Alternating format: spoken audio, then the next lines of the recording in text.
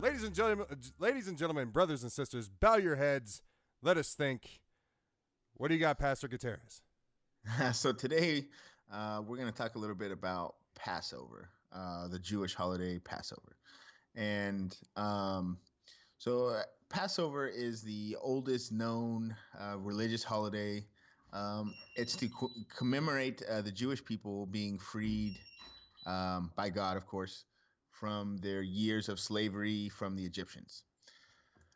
So, everybody kind of knows a little bit about the story, but I think the interesting part that I found was going over the 10 plagues that God cast upon the Egyptians before the Jewish people were freed. Wait, not the loving God. Oh, yeah, that one. Oh, my mistake. So we're going to go over those just quickly.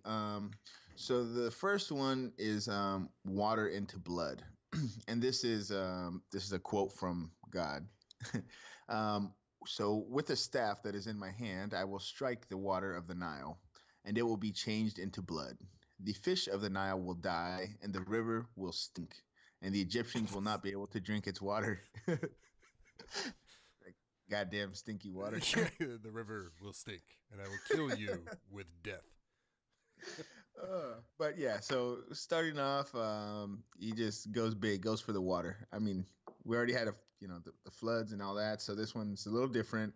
But the Nile, I don't know if you've ever heard of that ancient river, the Nile, that it's not in existence anymore. But yeah, so wait, what?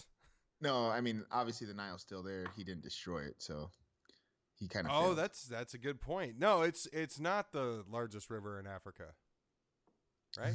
Yeah, it is the largest river in Africa. I'm pretty sure. Yes. Yeah, that is correct.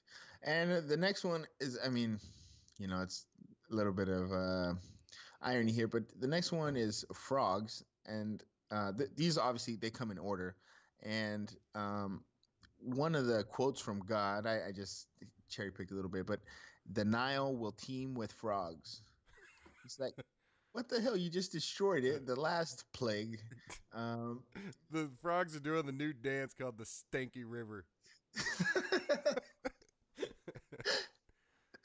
Okay. So then after that, we had the frogs.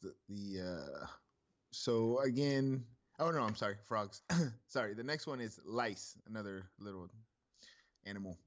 So the quote from God here is, stretch out thy rod and smite the dust of the land, that it may become lice throughout the land of Egypt. So I don't know if he's talking about lice or crabs, because or his big, as Tim Minchin would put it, his big, stiff, slippery rod of judgment. I never heard that, but I like you got to listen to it. He's got a good song called 10-Foot Cock and a Few Hundred Virgins. It's awesome. I was actually just listening to it when we were getting ready here. Nice. Yeah, so then after the lice, we have boils, and that one's just pretty gross. It's supposed to happen to all the people, as well as all the animals. Why the animals? God-forsaken animals. They don't have souls, so I guess. The next one is a thunderstorm of hail. And being from Modesto, California, I don't know how that's a plague. I mean, it certainly happens here in Colorado, like big ass hail balls, big balls of hail with the stiff, slippery rod of judgment. So I mean, that one's not too bad, hailstorm. But I guess it was supposed to be the greatest hailstorm since Egypt was funded. And I was like, how the hell was Egypt funded? But funded, really? Yeah, that might not have been the biblical term, but the site that I was using, that's the term they use. So, so the next one is the classic one. I think everybody's heard of the locusts. Swarms of locusts will come and eat all the crops and everything. And I was watching a show recently. I mean, that still happens. It's not. They're all over Arizona. Event. Oh, really? Yeah, there's locusts. You can hear them. There's like in certain neighborhoods, there's a constant like zzz, keeps going on, and it never goes away. Huh? I never been around that. I know Australia was the place that the video I was watching was about it, and they have huge swarms that are, I mean, just amazingly in numbers, just huge. Huge. So so locust. The next one, we're at 9, so we're almost there. Is darkness for 3 days. So God asked Moses to stretch out his hands toward the sky, and somehow that brought darkness for 3 days. And nobody could. He had a really big blanket in his hands. And like nobody could move from their spot for 3 days. It's just weird thing. But so back to the peaceful God that you spoke about. So this last one is the most interesting / horrifying, and it's the death of the firstborn sons. So this is a quote, from the Bible again here. So, about midnight, I will go throughout Egypt. Every firstborn son in Egypt will die, from the firstborn son of Pharaoh, who sits on the throne, to the firstborn of the slave girl who was at her handmill, and the firstborn of the cattle as well. See, they have no mercy. No mercy for those animals. Fuck you, cows. There will be a loud wailing throughout Egypt, worse than there has ever been or ever will be.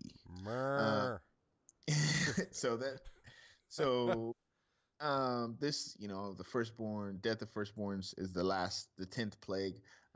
God told Moses to command his people, the Israelis, Jewish, to mark lamb's blood over their door, so God would pass over their houses when killing the firstborn.